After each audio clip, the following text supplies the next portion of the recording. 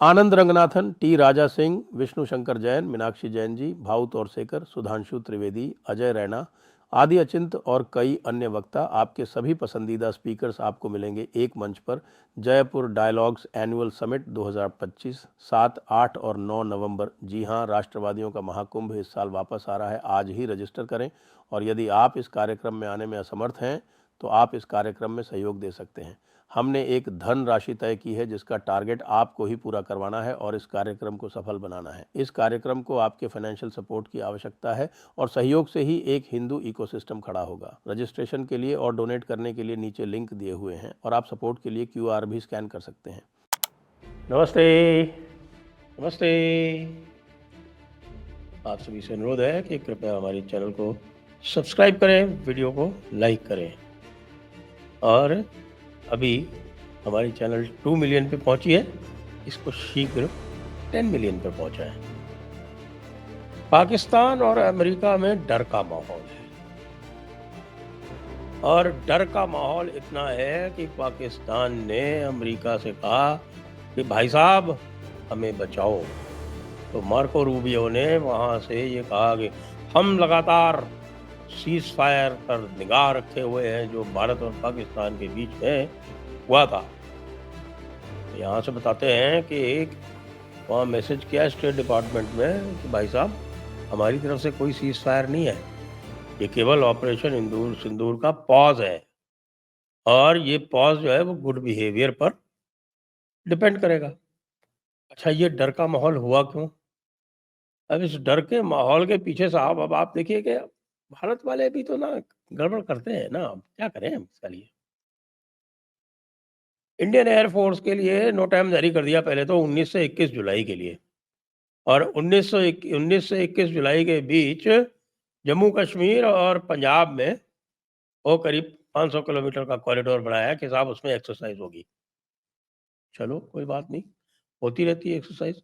लेकिन हमारा मरियम बंकर वाला जो था वो तुरंत मरियम बंकर में घुस गया। उसने कहा यार इन लोगों का कोई भरोसा नहीं है, क्योंकि इन्होंने तो कह रखा है कि ना कि पहले हम टेररिस्ट इंफ्रास्ट्रक्चर पर हमला नहीं करेंगे, और हमारे लोग अभी गए थे, बैट एक्शन हुआ था, कहीं ऐसा ना हो बैट एक्शन के चक्कर में हमारे ऊपर एक्शन कर दे। तो वो उधर घुस गया। उधर साहब फिर उसका कर दिया कि साहब 20 से 21 को एक नोटम जारी कर दिया, वो भी कितना 4970 किलोमीटर, 4970 और 5000 किलोमीटर का कह लीजिए, 5000 का नोटम। और यूएस इतना घबराया जी। मैं इतने दिनों से कह रहा था ना कि मैसेज यूएस को है, जबकि हमारे कुछ मित्र कह रहे थे कि नहीं ये मैसेज जो है यूएस को नहीं है, चाइना को है। चाइना को तो मैसेज देने की आवश्यकता ही नहीं, अग्नि 5 पर्याप्त है ना उनके लिए। अग्नि 5 5000 से 7000 किलोमीटर है, उसमें पूरा चाइना पहले से ही कवर हो रहा है। मर्व जो थे उसके जो 6 मर्व वाला जो कॉन्फ़िगरेशन था उसका टेस्ट पहले ही हो चुका है। तो चाइना को क्या उससे चिंता की ज़रूरत थी कि भाई आप 5000 से 7000 वाला करते हो या आप 12000 वाला से 14000 का करते हो। अब इसकी चिंता किसको हुई भाई? इसकी चिंता हुई अंकल सैम को। और अंकल सैम ने क्या किया फिर? अंकल सैम ने भेज दिया एक स्पाई शिप और उसको भेज दिया कोलंबो। वो कोलंबो में उसने डॉक किया कि साहब हमें रिफ्यूलिंग करनी है, रिफ्यूलिंग करनी है। उसने ये 18 तारीख को डॉक किया, आज 19 है और ये अभी 2-3 दिन डॉक रहेगा। क्यों? क्योंकि इसको ये देखना है कि भाई ये जो टेस्ट हो रहा है अग्नि 6 का, यह क्या है?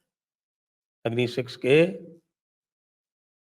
टेस्ट से भाईजान जो हैं हमारे अंकल सैम वो बहुत घबराए हुए हैं, क्योंकि उसकी जद में जानते हैं आप उनका पूरा जो है वो जो पैसिफिक में जो बेसेस हैं एशिया पैसिफिक में, वो दोनों बेस एशिया पैसिफिक वाले, जिसको बीच में उन्होंने इंडो पैसिफिक कहा था, भारत को राजी करना चाहते थे, भारत को अपने स्फीयर में लेना चाहते थे, लेकिन उसको बाद में उन्होंने अभी फिर से एशिया पैसिफिक कहना शुरू कर दिया। आप कुछ भी कह लो, तुम एशिया पैसिफिक कह लो, इंडो पैसिफिक कह लो, इंडियन ओशन तो इंडियन ओशन ही रहना है। तुम्हारे कहने से कि गल्फ ऑफ मेक्सिको को मैंने गल्फ ऑफ अमेरिका कहना शुरू कर दिया, उससे कोई गल्फ ऑफ मेक्सिको का नाम नहीं बदल गया। तो इंडियन ओशन तो इंडियन ओशन ही रहना है। इसमें डिएगो गार्सिया इनका एक बड़ा बेस है। डिएगो गार्सिया जो कि चगोस आइलैंड है मॉरिशस का, उसमें आता है। वो चगोस आइलैंड पूरा का पूरा भारत ने इंटरवीन करके वापस मॉरिशस को दिलवा दिया है। केवल डिएगो गार्सिया की लीज जो है वो दे रखी है, और चगोस आइलैंड में भारत अपने लिसनिंग पोस्ट वगैरह इस्टेब्लिश कर रहा है। वैसे भी एगालीगा में और एसेंशियन आइलैंड में, मेडागास्कर में, वहाँ पे भारत के बेसेस पहले से ही हैं। और इसी अग्नि 6 से जो इनका गुआम का जो बेस है वो भी कवर हो जाता है। बल्कि जब 12 से 15,000 का है तो भाई गुआम क्या, हवाई भी 11,000 है, अलास्का भी इससे कवर हो जाता है। इस तरफ से जाएँगे तो थोड़ा लाइट कर देंगे 16,000, तो पूरा आपका वेस्टर्न कोस्ट भी कवर हो जाएगा, और इस तरफ से करेंगे तो ईस्टर्न कोस्ट भी कवर हो जाएगा, सब कवर्ड है, पूरा अमेरिका कवर्ड है। तो इसीलिए उसको जाँच करने के लिए भाई लोगों ने सांता बारबरा नाम का रिसर्च वेसल कोलंबो में लगा दिया है। आप सोच सकते हैं कि डर का माहौल कितना है, कितना डर का माहौल है। अच्छा, इतना ही होता तो वो भी मान लेते। 23 से 25 का एक और नोटम जारी कर दिया। 23 से 25 का एक नोटम जो है वो फिर एयरफोर्स की तरफ से जारी हुआ है, और वो राजस्थान में जोधपुर से बाड़मेर का जो पूरा एरिया है उसके ऊपर जारी कर दिया। वो कराची में हाई अलर्ट होगी। अब भाई लोगों ने कॉम्बैट एयर पेट्रोल फिर से चालू कर दिया, और कॉम्बैट एयर पेट्रोल करते वो डरते भी हैं। कुछ लोगों का कहना है कि उन्होंने भाई कॉम्बैट एयर पेट्रोल करना बंद कर दिया है, और पूरा का पूरा एयरफोर्स जो है वो क्वेटा भेज दिया है, क्योंकि अभी भारत के पास वो मिसाइल्स नहीं है जो क्वेटा तक मार कर सके। कुछ दिनों में वो भी हो जाएंगी। कुछ दिनों में जब वो हाइपरसोनिक 1500 किलोमीटर वाली हो जाएगी, या फिर 800 किलोमीटर वाली जो ब्रह्मोस है, ब्रह्मोस 2.0, या वो LHDCM वाली जो है 1500 किलोमीटर वाली, LDHCM, long duration hypersonic cruise missile, वो हो जाएगी तो वो क्वेटा भी कवर हो जाएगा। आज की डेट में क्वेटा कवर नहीं है, और क्वेटा पे इन्होंने अपने एयरफोर्स के अधिकांश, खास तौर से F-16 जो है वो भेज दिए। अच्छा, अमेरिका को ये डर है कि भाई वैसे ही इतने सारे F-16 मार दिए, और F-16 ना मार दे। F-16 की मार्केट पहले ही डाउन हो गई है। सारे जितने भी F-16 मांग रहे थे पहले, वो उठ के और तेजस मांगने लगे हैं कि वो F-16 तो सिंगल इंजन है, और बगैर मतलब इतना एक्सपेंसिव है, और उसको, उसका जो इलेक्ट्रॉनिक्स है वो भी इतना रिलायबल नहीं है। भारत ने ही डिटेक्ट कर लिया उसको, त्रिवेंद्रम में उतार दिया उसको, वहाँ अटका रहा वो 3 हफ्ते से ज़्यादा, 5 हफ्ते से ज़्यादा, 5 हफ्ते तक लटका अटका रहा वहाँ पे। तो अभी एक लेटेस्ट हांगकांग में हो गई उनकी लैंडिंग, इमरजेंसी लैंडिंग। अब वहाँ हांगकांग में अटक गया है, कि जहाँ उतर जाता है वहाँ अटक जाता है। ऊपर से एक और धमकी भरा एक आर्टिकल पीटर नवारो एक हैं, जो कि फॉर्मर फॉर्मर क्या, बल्कि इस समय ये एक ट्रेड रिप्रेजेंटेटिव हैं, और वो व्हाइट हाउस के काउंसलर हैं, यानी व्हाइट हाउस के एडवाइज़र हैं। ट्रंप के बड़े करीब समझे जाते हैं, और उन्होंने भारत को धमकियाँ दे डाली, कह डाली कि साहब कि आप हमारी मिलिट्री टेक्नोलॉजी ले रहे हैं, GE414 इंजन, और उसकी टेक्नोलॉजी लेके और उसको बिल्ड करना चाहते हैं भारत में, और ये बिल्कुल करना नहीं चाहिए। भारत ने कहा थैंक यू सर, हमें GE414 नहीं चाहिए। कुछ तो हम आपसे ले रहे थे, GE404 ले रहे थे, 414 ले रहे थे, P8I ले रहे थे, वो हमने कैंसल कर दिया। जहाँ तक F-35 की बात है, वो हमने कैंसल कर दिया।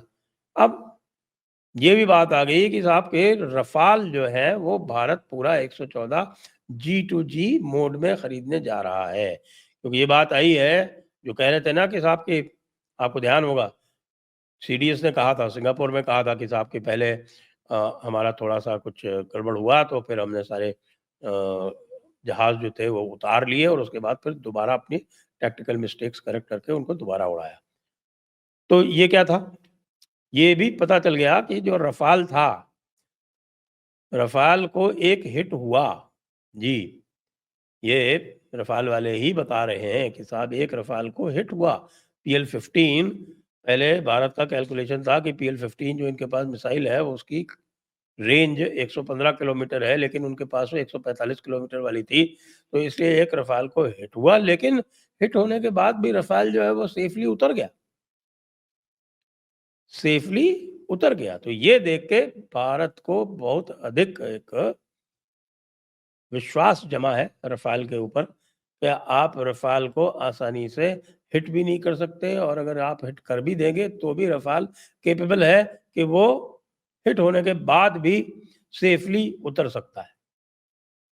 तो ये जो कारनामा दिखाया रफाल ने, उसके बाद 114 रफाल भारत खरीदने जा रहा है फ्रांस से, और 67 एक्चुअली 67 की बात हो रही है कि 67 Su-57 खरीदने जा रहा है, जिसमें 3 पूरे स्क्वाड्रन बनेंगे और फिर एक ट्रेनर की फ्लीट बनेगी, और Su-57 को इक्विप किया जाएगा हमारे जितने भी बड़ी मिसाइल्स हैं, जिसमें से ब्रह्मोस 2.0 जो डेवलप हो रही है वो होगी, या ब्रह्मोस 1.0 का जो लॉन्ग रेंज पार्ट है 850 किलोमीटर वाला, वो भी उसमें फिट होगा। और उसके अलावा जो ब्रह्मोस एनजी वाले हैं और अस्त्रा 1-2 ये सारे के सारे सब फिट होने वाले हैं। स्कैल्प भी फिट होने वाला है हमारे तेजस MK1A और तेजस MK2 पे। इतना सब होने के बाद में आप बताइए कि क्यों नहीं डर लगेगा पाकिस्तान को और अमेरिका को? अब अमेरिका सुलझाए अपने झगड़े। उस झगड़े के बारे में क्या हो रहा है, अभी तो पुतिन ने इनके बांस कर रखा है कि पहले पुतिन से निपटेंगे या भारत से निपटेंगे। भारत ने तो कल प्रधानमंत्री ने मीटिंग करके अपने इकोनॉमिक एडवाइजर्स की सबको कह दिया कि भाई साहब, भाई लोगों, बिल्कुल अमेरिका के ऊपर कतई डिपेंड होने की ज़रूरत नहीं है। टेक में भी आत्मनिर्भर बनना है हमको। हम डिफेंस में तो आत्मनिर्भर लगभग बन ही गए हैं। अब हमको टेक में भी आत्मनिर्भर बनना है और ऑयल में भी आत्मनिर्भर बनना है। जो वही मैंने आपको बताया था ना, सुदर्शन चक्र से लेकर और समुद्र मंथन तक सब कुछ हमें आत्मनिर्भर बनना है। ये इस तरह का जो ब्लैकमेल होता है वो नहीं होगा। साथ में अमेरिका और भी घबराया। वो घबराने का कारण ये है कि वांग यी जो चाइना के विदेश मंत्री हैं, उनकी कल जयशंकर जी से मीटिंग हो गई, और जयशंकर जी ने साफ-साफ कह दिया कि भाई देखिए, ऐसा है कि जो डिफरेंसेस हैं वो डिस्प्यूट में नहीं परिवर्तित होने चाहिए, और कंपटीशन है वो कॉन्फ्लिक्ट में परिवर्तित नहीं होना चाहिए। बड़ा अच्छा संकेत है ये, और इससे ये लग रहा है कि भाई चाइना जो है वो कोर्स करेक्शन पर संभवतः राजी है, और इस कोर्स करेक्शन के लिए, क्योंकि हमारे लिए यदि चाइना से ठीक-ठाक रहे मामला तो फिर कहाँ दिक्कत है। 2075 में सबसे बड़ी इकोनॉमी चाइना होगी $57 ट्रिलियन की, और भारत होगी $52.5 ट्रिलियन की। यूएस जो है वो $51.5 ट्रिलियन पे नंबर 3 पे होगा। तो इसलिए भारत और चाइना को वैसे भी साथ-साथ मिलके ही चलना चाहिए, और वो होता दिख रहा है। इसलिए हमारा यूएस भी घबराया हुआ है और पाकिस्तान भी घबराया हुआ है। जय हिंद, जय भारत, वंदे मातरम।